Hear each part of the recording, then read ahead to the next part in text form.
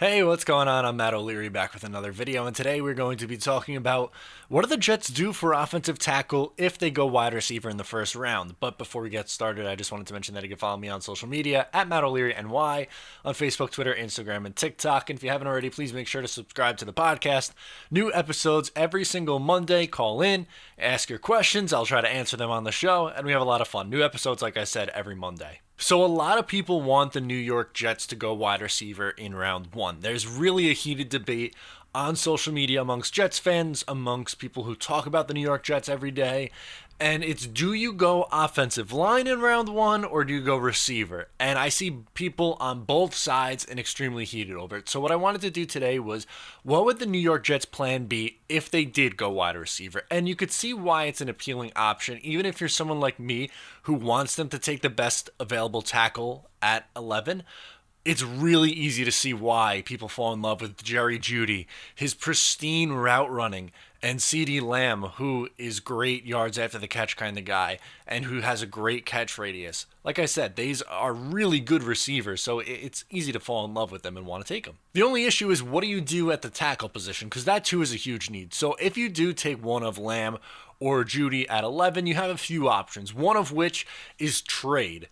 Trading for Trent Williams, who is probably the best offensive tackle on the market available via trade. He didn't play at all last year because he was holding out with the Redskins, but it looks like the Redskins are looking to deal him.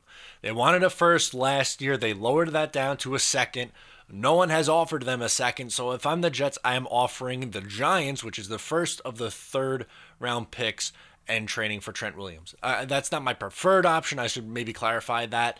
But if that was what I was doing, trading for Trent Williams, I would offer a third round pick. He had a 75.6 Pro Football Focus rating his last time he played in 2018, an 80.7 pass blocking grade. The year before that was 82.6 with an 81.9 pass blocking grade.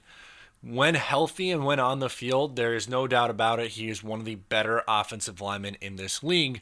The risk is you don't know what he is after not playing, this past year, and he's going to be 32 years old. He wants a new contract. It's a risky move, but it's one that could potentially pay off. I'm a little bit higher on it than the other guys on the Talking Jets panel, which you can catch every Tuesday night with me, Green Bean, Ryan from Jets Talk 24/7, and Gang Green David, of course. I'm a little bit higher on it than they are, but again, it's not my preferred option. I'm just putting out all the different options you could do. You could also stay at 48, where the New York Jets are picking in the second round, and just take best player available. Your options would be Trey Adams from Washington, Matt Peart from UConn, and Isaiah Wilson from Georgia. Now, when it comes to the draft, there are four big-name tackles who are going to go probably somewhere within the top 11 to maybe 15 at the absolute latest picks. And those guys are Mekhi Becton, Andrew Thomas, Jedrick Wills, and Tristan Wirfs. Then there's a little bit of a step down, and you have Josh Jacobs. Then there's another little step down, and you have Ezra Cleveland and Austin Jackson. And then there's another little bit of a step down, and that's probably where these three guys come in. Rotate your order. This is in no particular order with these three guys. They're just people who I think would be available at 48.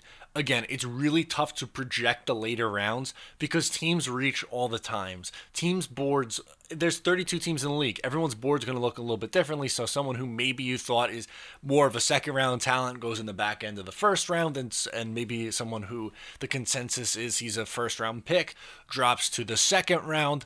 It's very easy to see something happen like that. But one of the top four isn't going to be there. I'd be very surprised if Josh Jones is there. If you're staying put at 48, it would likely be one of those three guys.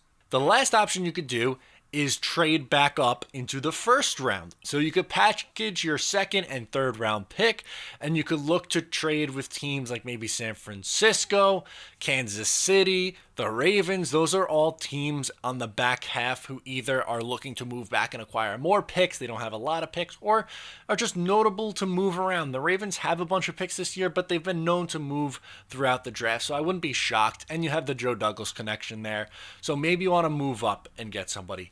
There you would be looking at guys like Ezra Cleveland or Austin Jackson. So those are your options if you are the New York Jets. What would you want to do if you're Joe Douglas and you take a wide receiver at 11 overall. Let me know down in the comments below. You get at me on social media at Matt O'Leary NY. Thank you so much for tuning in today. I'm Matt O'Leary. Talk to you next time.